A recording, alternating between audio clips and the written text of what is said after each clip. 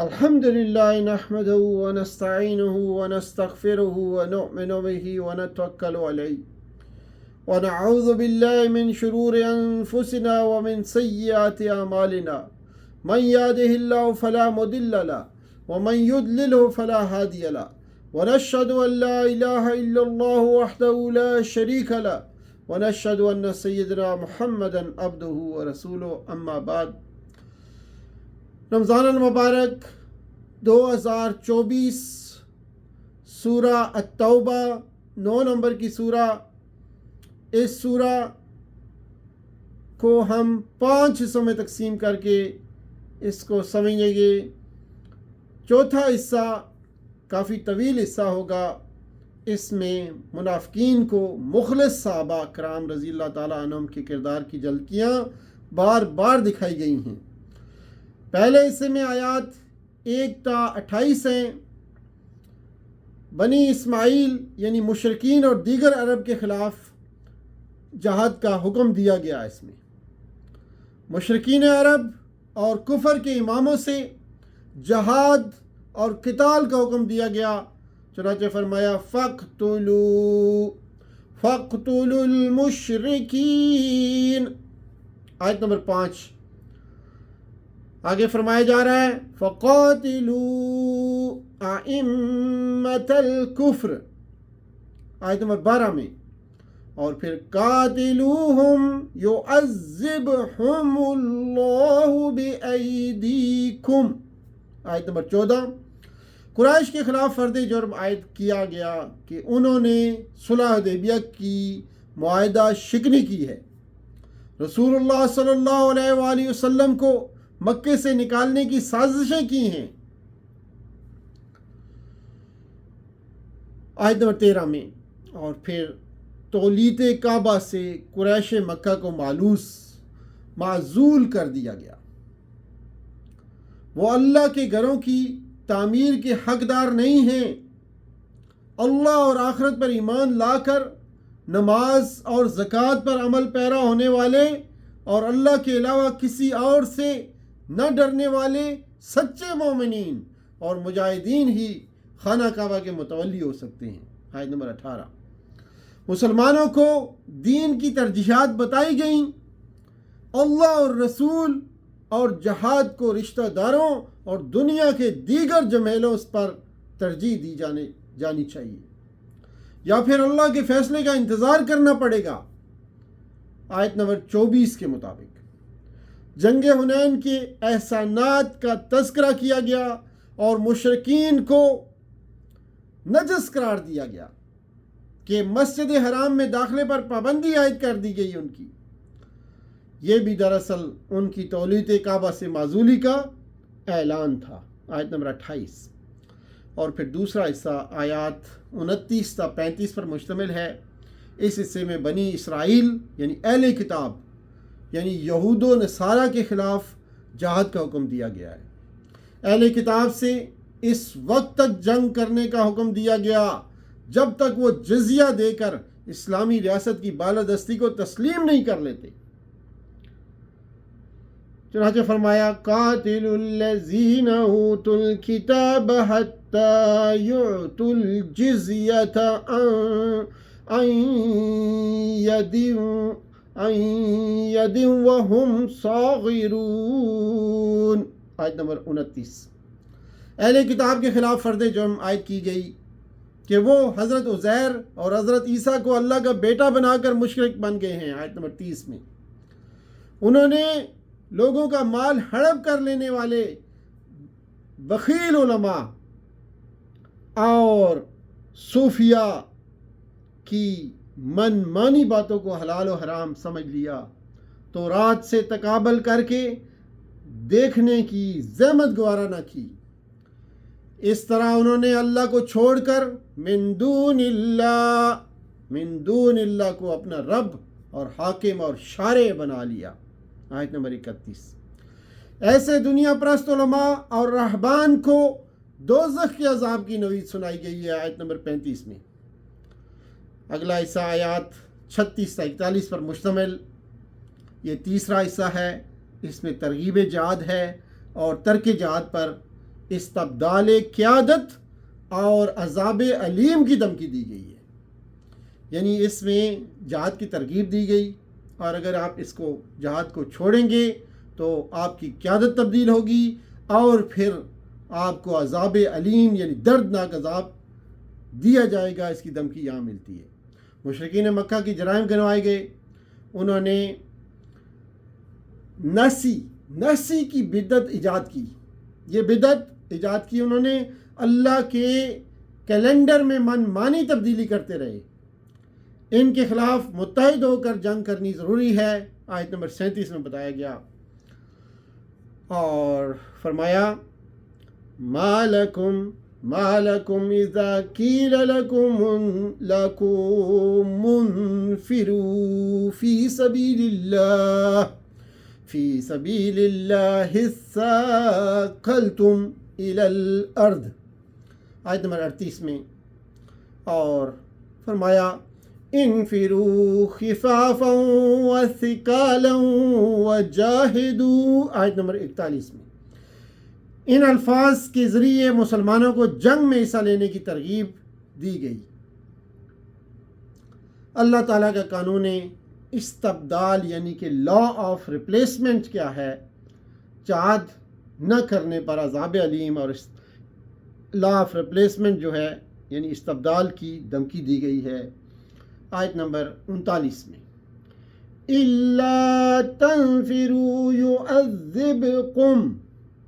يُعَذِّبْكُمْ عَذَابًا عَلِيمًا وَيَسْتَبْدِلْ قَوْمًا غَيْرَكُمْ.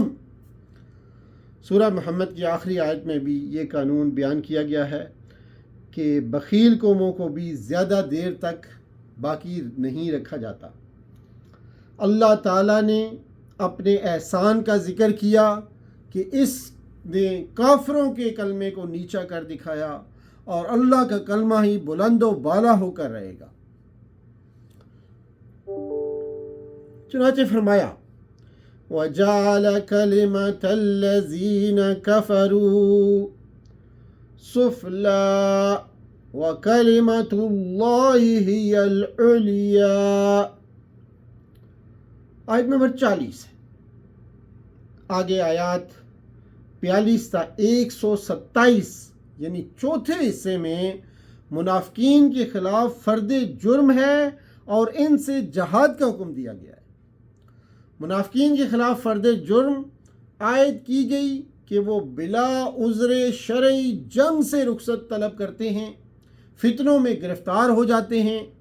ان کا ماضی بھی داغدار ہے.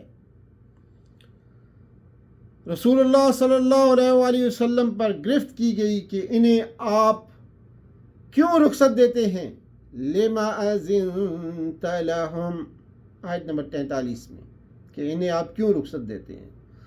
مسلمان یعنی احدل حسنین یعنی دو بلائیوں میں سے ایک ضرور حاصل کریں گے. وہ کون سی دو بلائیاں تھیں جی؟ ایک فتح، دوسری شہادت. یا تو شہادت نصیب ہوگی یا فتح نصیب ہوگی. اللہ تعالیٰ منافقین کو ڈائریکٹلی یا بالواسطہ مسلمانوں کے ذریعے ہلاک کرے گا. چنانچہ فرمایا یصیبکم اللہ بعذاب من عندہ او بِأَيْدِينَا. آیت نمبر 52 میں اور پھر ایمان کے بغیر ان کے صدقات قبول نہیں کیے جائیں گے. ایمان کے بغیر صدقات قبول نہیں کیے جائیں گے. آیت نمبر 53 میں فرما دیا گیا. منافقین تقسیم مدقات کے معاملے میں رسول اللہ صلی اللہ علیہ وسلم پر اعتراضات کیا کرتے تھے. تقسیم جو صدقات تھے اس کے معاملے میں رسول اللہ صلی اللہ علیہ وسلم پر اعتراضات کیا کرتے تھے. انہیں بتایا گیا کہ زکوٰۃ منافقین کے لیے نہیں ہے بلکہ اس کی خاص 8 مدات ہیں رسول اللہ صلی اللہ علیہ وسلم پر اعتراضات کرنے والوں کے لیے عذاب علیم ہے۔ زکوٰۃ کی 8 مدات سماعت فرمائیے۔ زکوٰۃ کی رقم صرف اور صرف نمبر 1 فقراء، نمبر 2 مساکین، اور ان لوگوں کے لیے جو صدقات کے کام پر معمور ہوں 3، اور ان کے لیے ہیں جن کی تالیف قلب مطلوب ہو 4، پھر یہ گردنیں چھڑانے کے لیے 5، قرض داروں کی مدد کرنے کے لیے 6، اللہ کی راہ میں 7، اور مسافر نوازی میں یعنی 8۔ یہ 8 مداتیں ان میں استعمال کی جا سکتی ہے۔ زکوٰۃ کی رقوم صرف ان 8 مدات میں استعمال کی جا سکتی ہے۔ آیت نمبر 60 میں یہ بتا دیا گیا، اور پھر منافقین کی جھوٹی قسموں کا ذکر کیا گیا ہے۔ انہیں خدشہ لگا رہتا ہے کہ کہیں کوئی نئی صورت ان کے دل کے رازوں کا پول نہ کھول دے، ان کا انجام دوزخ ہوگا۔ آیت نمبر 68 میں بتا دیا گیا۔ منافقین کو تاریخ کی مجرم قوموں کے انجام سے ڈرایا گیا۔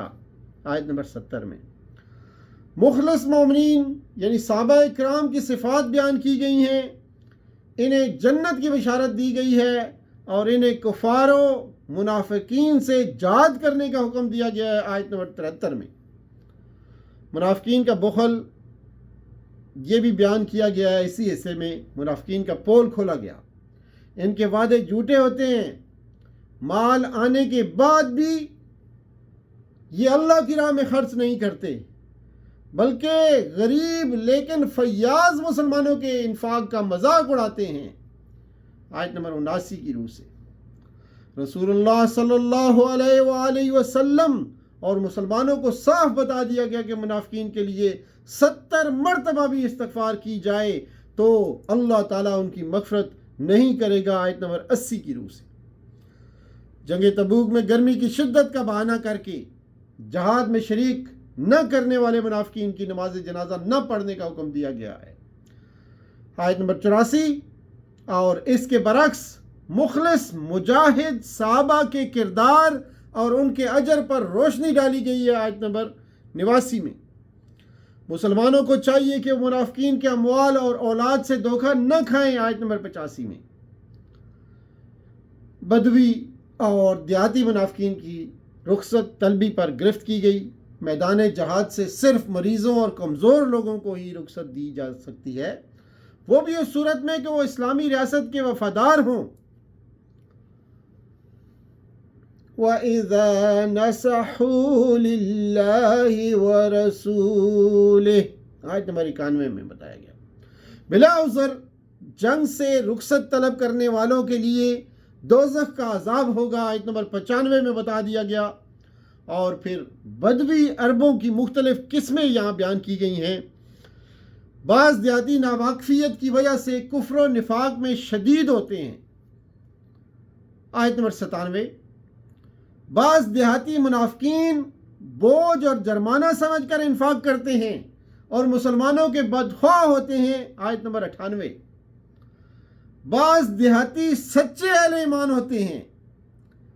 انصار و مہاجرین میں سے السابقون الاولون ایسے مخلص ہیں کہ یہ اللہ سے راضی ہیں اور اللہ بھی ان سے راضی ہو گیا، ان کے لیے جنت کے باغات ہیں۔ آیت نمبر 100 میں بتا دیا گیا ہے۔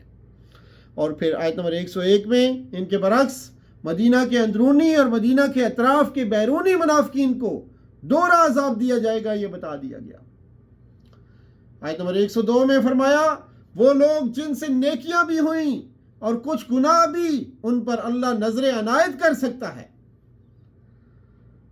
منافقین کی مسجد درار میں جو مسجد درار انہوں نے بنائی تھی، مسلمان نماز نہ پڑھنے کا حکم دیا گیا ہے کہ ان کی مسجد میں نماز نہ پڑھیں۔ 107 نمبر آیت کی روح سے مسجد قباء جو ہے جس کی بنیاد تقوی پر ہے، اس کے مخلص صحابہ کی فضیلت بیان کی گئی ہے آیت نمبر 108 میں۔ اور پھر جہاد کی بیعت کے بارے میں بتایا جا رہا ہے۔ اللہ تعالیٰ نے جنت کے بدلے مجاہد مومنین سے ان کے جان و مال خرید لیے ہیں۔ چنانچہ فرمایا ان اللہ اشترى من المؤمنین انفسهم واموالهم بان لهم الجنہ۔ آیت نمبر 111۔ اللہ نے مومنوں سے ان کی جان اور مال جنت کے عوض خرید لیے۔ نبی اکرم صلی اللہ علیہ وآلہ وسلم اور اہل ایمان دونوں کو مشرکین کے لیے دعائے مغفرت کرنے سے منع کر دیا گیا۔ آیت نمبر 113 میں 3 صحابہ کرام کی توبہ قبول کی گئی جو محض سستی کی وجہ سے شریک جہاد نہ ہو سکے تھے، آیت نمبر 118 میں۔ اور پھر زبان سے ایمان لانے والوں کو اللہ کا تقوی اختیار کرنے اور سچے مخلص صحابہ کرام رضی اللہ تعالی عنہم اجمعین کا ساتھ دینے کی ہدایت دی گئی ہے۔ آیت نمبر 119 میں چنانچہ فرمایا یا ایھا الذین آمنوا اتقوا اللہ وکونوا مع الصادقین۔ اسی طرح آیت نمبر 122 میں انفاق اور جہاد کا اجر بتایا گیا ہے کہ ہر سخاوت اور ہر قدم پر سخی لوگوں اور مجاہدین کا اجر و ثواب سے نوازا جانا لازمی ہے۔ دین کا علم حاصل کرنا، دین میں تفقہ پیدا کرنا فرض کفایہ ہے۔ کم از کم کچھ لوگ ہر قبیلے سے آ کر دین سیکھیں اور واپس جا کر اپنے علاقے میں دعوت و تبلیغ کریں، آیت نمبر 122 میں بتایا جا رہا ہے۔ اور پھر مسلمانوں کو اطراف کے کافروں سے قتال کرنے کا حکم دیا گیا ہے۔ چنانچہ فرمایا آیت نمبر 123 میں قاتلوا الذین یلونکم من الکفار۔ مخلص صحابہ کرام رضی اللہ تعالی عنہم اجمعین اور منافقین میں موازنہ کیا گیا۔ مخلص صحابہ کرام کے بارے میں بتایا گیا کہ ان کے ایمان میں اضافہ ہوتا رہتا ہے۔ چنانچہ فرمایا الذین آمنوا فزادتہم ایمانا، جبکہ منافقین کے دلوں کی گندگی میں اضافہ ہوتا ہے۔ چنانچہ فرمایا فزادتہم رجسا الی رجسہم۔ اسی لیے ہر سال 1-2 مرتبہ منافقین کسی نہ کسی فتنے میں گرفتار ہو جاتے ہیں۔ آیت 124 تا 126 ہماری رہنمائی یہاں کر رہی ہیں۔ فرمایا یفتنون فی کل عام مرۃ او مرتین، اور 5واں اور آخری حصہ آیات 128 سے 129 پر مشتمل، جو 2 آیات پر مشتمل ہے۔ اللہ تعالیٰ یعنی رسول اللہ صلی اللہ علیہ وآلہ وسلم کی قدر کرنے کا یہاں پہ اللہ تعالیٰ حکم دے رہا ہے کہ رسول اکرم صلی اللہ علیہ وآلہ وسلم کی قدر کریں۔ رسول اکرم صلی اللہ علیہ وآلہ وسلم کی درد مندی اور خیر خواہی کا ذکر کیا گیا کہ وہ مومنین کے لیے حریص ہیں، شفیق ہیں اور رحیم ہیں۔ مومنین کی تکالیف ان پر ناگوار گزرتی ہیں۔ پھر رسول اللہ صلی اللہ علیہ وآلہ وسلم کو تسلی دی گئی کہ اگر یہ لوگ آخری رسول صلی اللہ علیہ وآلہ وسلم کی اس خیر خواہی کو مسترد کرتے ہیں تو آپ پر کوئی ذمہ داری نہیں ہے، آپ اپنی توحید اور توکل کا اعلان کیجئے اور اللہ تو عرش عظیم کا مالک ہے۔ عزیز ساتھیو، مرکزی مضمون سورہ توبہ کا یہ ہے کہ اندرونی اور بیرونی دشمنوں کے خلاف جہاد کیا جائے، چاہے وہ مشرکین ہوں یا اہل کتاب ہوں یا منافقین ہوں۔ جہاد کے لیے خام مسلمانوں کی تربیت ضروری ہے۔ یہ ہے مرکزی مضمون سورہ توبہ 9 نمبر کی سورہ جو آج ہمارے مطالعے میں آئی۔ اسی پہ اکتفا کرتے ہیں۔ سبحان ربک رب العزت عما یصفون وسلام علی المرسلین والحمد للہ رب العالمین، والسلام علیکم ورحمۃ اللہ وبرکاتہ۔